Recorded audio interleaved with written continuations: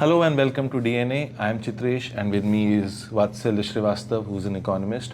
And today we're talking about issues that may have worked not in favor of the government, economically speaking, which would have resulted in a reduced mandate that we've seen in the Lok Sabha elections 2024 results. So the issue that we'll be talking about is inflation. So inflation, as we all know, it's something that is not necessarily under the control of any one entity, government or institutions, and it is something that we see. Like when I was a child, there is bound to be much more inflation as we grow up. So inflation is there, and to counter inflation, there were some schemes from the government.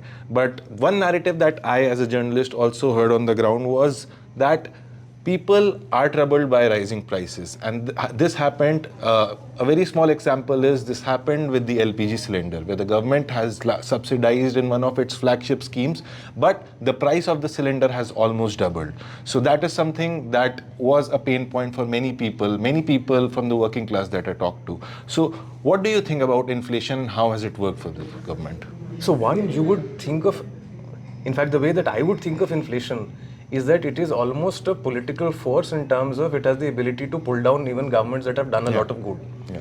And as you mentioned, it is not completely in the government's control. Many of the commodities that are everyday staples for us are traded in the global market. Yeah. And their prices are determined in the global market, which you do not really have a lot of control over. What I find really surprising in this conversation is, while I think all of us will agree that inflation, of course, affects voter sentiments, and whether they are in your control or not, because they happened in when you were running the government, you will have to take the blame for it, which I think is reasonable. You get a lot of credit for things that you haven't done. Yeah. So, for instance, the Indian economy is doing well for a combination of factors that have worked together for the last 15, 20 years. But of course, the credit goes to the government that essentially presided over the period when you grew the most. Yeah. Similarly, inflation is one of those things that you can't control, but you do get some degree of attribution for the problem that it causes. From my point of view, is that inflation was not talked about as an important component of this election campaign by either the government or the opposition. Yeah. There were some analysts talking on the fringes. Yeah. And because we were talking earlier about how one of the reasons why that this result is so surprising is because of what happened the day before in terms of the exit polls, which said that people had done really, really well, or that the incumbent was going to do really well. I think this is one of those hidden reasons where, for some reason, because the conversation on inflation did not enter the mainstream political discourse, but it of course affected the voter. So it affected the preconceptions of the political analysts who discounted it because for some reason they did not see it as an important component. But for the voter, of course, it mattered. Yeah. Because if my life is being materially affected, I will need somebody to put the blame on. Yeah. And who better to put the blame on than the incumbent? Yeah. So on the inflation front, more than the fact that it affects the voter, which is something that we have seen for many years. In fact, in the past, when we did not have elections, so in countries like France, inflation and the difficulties that people had in being able to get bread very famously can lead to revolutions. Yeah. So inflation and the price of food particularly is incredibly important. But because it did not enter the conversation, I think it's a good explanatory factor for why a lot of analysts got it wrong in terms of why they were not able to get a sense for some of the pushback that the ruling incumbent received. Yeah, perfect. So one more thing. So I would want to also know that you mentioned that neither the government nor the opposition talked about the inflation. So is it because inflation is one of probably the most hardest economic aspects to tackle, that is why the opposition also stayed away from inflation?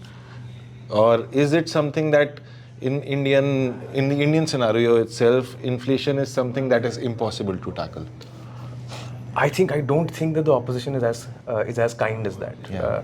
If they thought it's difficult to tackle, and if I were in a position where I could give them suggestions, I would have suggested that this is the first thing that you should target.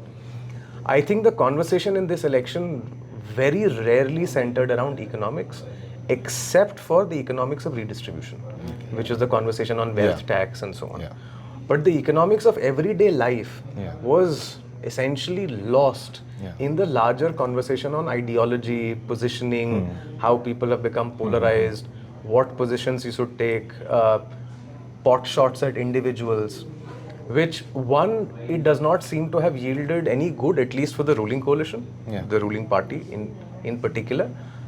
But also it leaves, because for many of us, this result would be seen as a victory for democracy, right? Yeah. Which is the standard thing that people will say, that the strong incumbent has been held to account by the people. Yeah.